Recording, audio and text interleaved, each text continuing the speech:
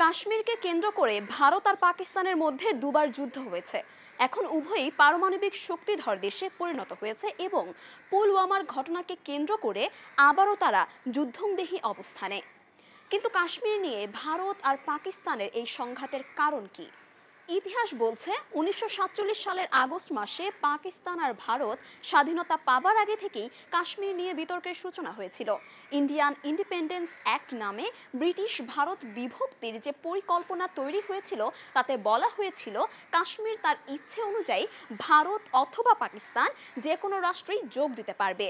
কাশ্মীরের তৎকালীন হিন্দু মহারাজা হরি সিং চাইছিলেন স্বাধীন থাকতে অথবা ভারতের সাথে যোগ দিতে। অন্যদিকে পশ্চিম জম্মু এবং গিলগিট বাল্তিস্তানের মুসলিমরা চাইছিলেন পাকিস্তানের সাথে যোগ দিতে। ১৯৪৭ সালের অক্টোবরে পাকিস্তানের পাশতুন উপজাতীয় বাহিনীগুলোর আক্রমণের মুখে হরি সিং ভারতে যোগ দেবার চুক্তিতে স্বাক্ষর করেন এবং ভারতের সামরিক সহায়তা পান। পরিণামে ১৯৪৭ সালে শুরু হয় ভারত পাকিস্তান যুদ্ধ, যা চলেছিল প্রায় ২ বছর ধরে। জাতিসংঘের নিরাপত্তা পরিষদে ১৯৪৮ সালে ভারত কাশ্মীর প্রসঙ্গ উত্থাপন করে। জাতিসংঘের ৪৭ নম্বর প্রস্তাবে কাশ্মীরে গণভোট, পাকিস্তানের সেনা প্রত্যাহার এবং ভারতের সামরিক উপস্থিতি ন্যূনতম পর্যায়ে কমিয়ে আনতে আহ্বান জানানো হয়। কাশ্মীরের যুদ্ধবিরতি বলবৎ হয় ১৯৪৮ সালে, তবে পাকিস্তান সেনা প্রত্যাহার করতে অস্বীকার করে। তখন থেকেই কাশ্মীর কার্যত পাকিস্তান ও ভারত নিয়ন্ত্রিত দুই অংশে বিভক্তিত। ভাগ হয়ে যায়। অন্যদিকে ১৯৬২ সালে চীন ভারত যুদ্ধের মধ্য দিয়ে চীন কাশ্মীরের আকসাই চীন অংশটির নিয়ন্ত্রণ কায়েম করে আর তার পরের বছর পাকিস্তান কাশ্মীরের ট্রান্স কারাকোরাম অঞ্চলটি চীনের হাতে ছেড়ে দেয়। সেই থেকে কাশ্মীরের নিয়ন্ত্রণ পাকিস্তান, ভারত ও চীন এই তিন দেশের মধ্যে ভাগ হয়ে যায়।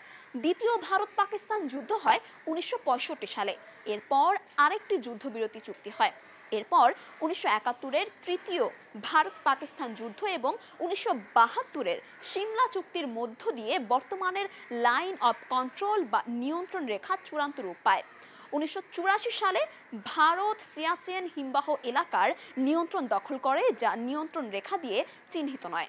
তাছাড়া ১৯৯৯ সালে ভারতীয় বাহিনী আরেকটি সংক্ষিপ্ত কিন্তু তিক্ত লড়াইয়ে জড়ায় পাকিস্তান সমর্থিত বাহিনীগুলোর বিরুদ্ধে। ১৯৯৯-এর সেই কার্গিল সংকটের আগেই দুদেশ পারমাণবিক শক্তির অধিকারী হয়। ভারত শাসিত কাশ্মীরে এত সংঘাত সহিংসতা কেন? চলুন জানবো আজকের প্রতিবেদনে। ভারত শাসিত কাশ্মীরের এই অংশের অনেকেই চান না যে এলাকাটি ভারতের শাসনে থাকুক। তারা চায় হয় পূর্ণ স্বাধীনতা অথবা পাকিস্তানের সাথে সংযুক্তি। ভারত শাসিত জম্মু ও কাশ্মীরের জনসংখ্যার ৬০%-এরও বেশি মুসলিম।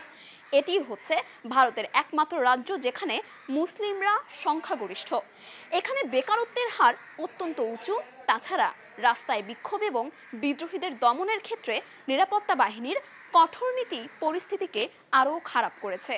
কাশ্মীরে বিদ্রোহী তৎপরতা বড় আকারে শুরু হয় ১৯৮৭ সালে বিতর্কিত স্থানীয় নির্বাচনের পরে জেকেএলএফ নামে সংগঠনের উত্থানের মধ্য দিয়ে।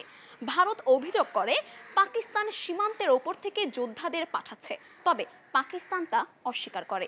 এই রাজ্যে ১৯৮৯ সালের পর থেকে সহিংস বিদ্রোহ নানা উত্থান পতনের মধ্য দিয়ে গেছে। তবে ২০১৬ সালের জুলাই মাসে ২২ বছর বয়সী জঙ্গি নেতা বুরহান ওয়ানি নিরাপত্তা বাহিনীর সাথে এক লড়াইয়ে নিহত হবার পর থেকে পুরো উপত্যকায় ব্যাপক বিক্ষোভ ছড়িয়ে পড়ে। বুরহান ওয়ানি সামাজিক মাধ্যমে সক্রিয় ছিলেন এবং এতে তার প্রকাশ করা বিভিন্ন ভিডিও তরুণদের মধ্যে জনপ্রিয় ছিল। মনে করা হয় এই অঞ্চলে জঙ্গি তৎপরতা পুনরুজ্জীবিত করা এবং তাকে একটা ন্যায়সঙ্গত ইমেজ দেওয়ার ক্ষেত্রে তার ভূমিকা গুরুত্বপূর্ণ। রাজধানী শ্রীনগরের ২৫ মাইল দূরের ট্রাল শহরে বুরহান ওয়ানির শেষকৃত্যে সমাগম হয়েছিল হাজার হাজার লোকের। জানাজার পর শুরু হয় সৈন্যদের সাথে সংঘর্ষ। কয়েকদিন ব্যাপী সহিংসতায় সে সময় নিহত হয় ৩০ জনেরও বেশি বেসামরিক লোক। এরপর থেকে রাজ্যটিতে বিক্ষিপ্ত সহিংসতা চলছে। ২০১৮ সালে বেসামরিক লোক, নিরাপত্তা বাহিনী এবং জঙ্গি মিলে মোট নিহত হয় ৫০০ জনেরও বেশি, যা গত এক দশকের মধ্যে সবচেয়ে বেশি।